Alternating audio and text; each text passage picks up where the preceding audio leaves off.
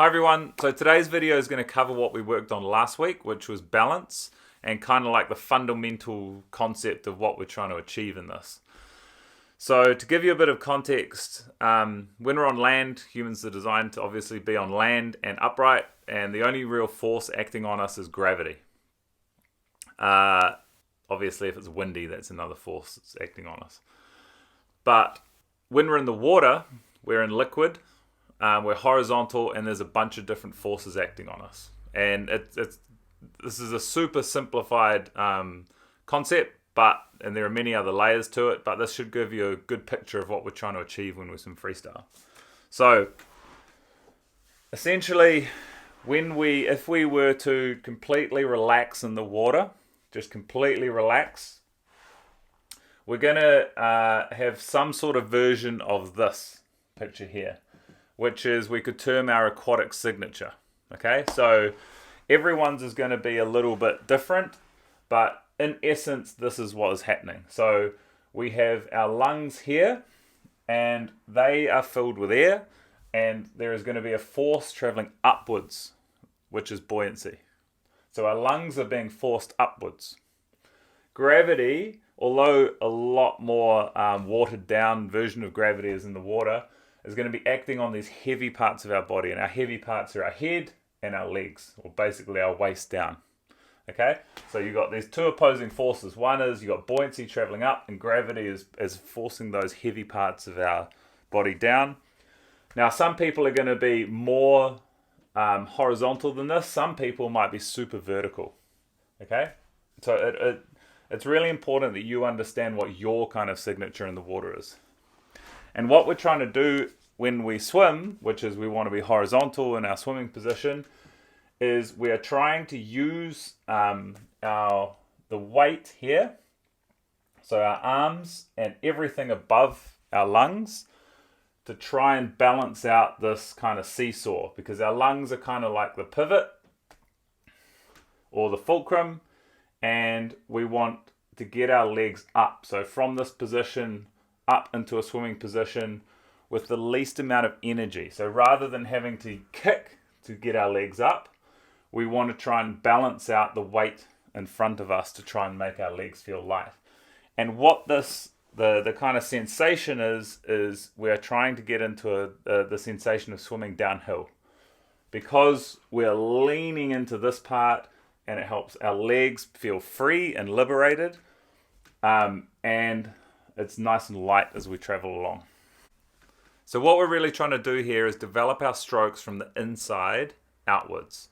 If we have super good awareness of our torso in this core kind of area and how it is able to balance and position in the water, it then frees up and liberates your extremities, arms, hands, legs, feet, to help you manipulate yourself in the water. All of the problems that you have in your extremities, so any issues you have with the extremities, are always going to be a reaction of what's happening with the position balance of our torso. And if you want to make corrections to your stroke but don't have an awareness of this, it's going to be really, really difficult to do. Now, it does require patience and it requires time.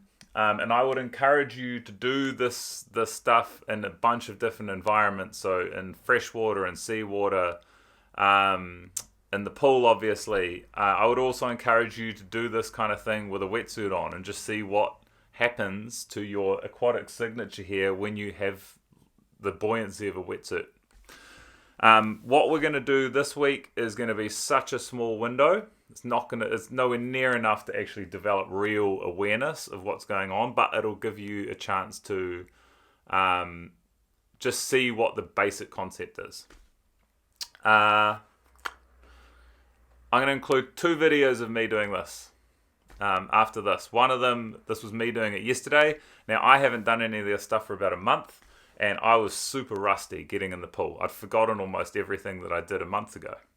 So you need to include a little bit of this stuff regularly to then take those reference points into your motion. I think that's all. Thank you. Okay, so we're going to start with the bad version. So how do I do this float? So I want to start in a vertical position in the water like this. Take a big deep breath, and then I just relax. And what's going to happen is, so I rock forward, and then my body will settle into its aquatic signature, which is probably about here, like that. So I'll just play it in real time.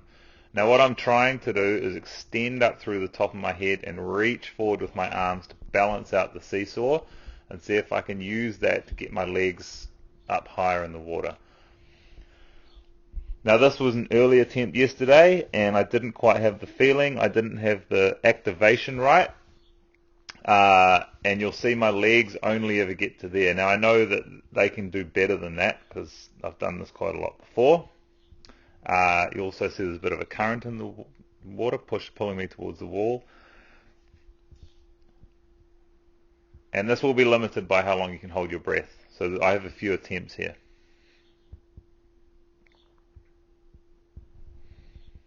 Okay, and this is my good version. So I'll just let this one play. Now you'll see I have a little bit of a play with this. So there I rock forward and then my body kind of settles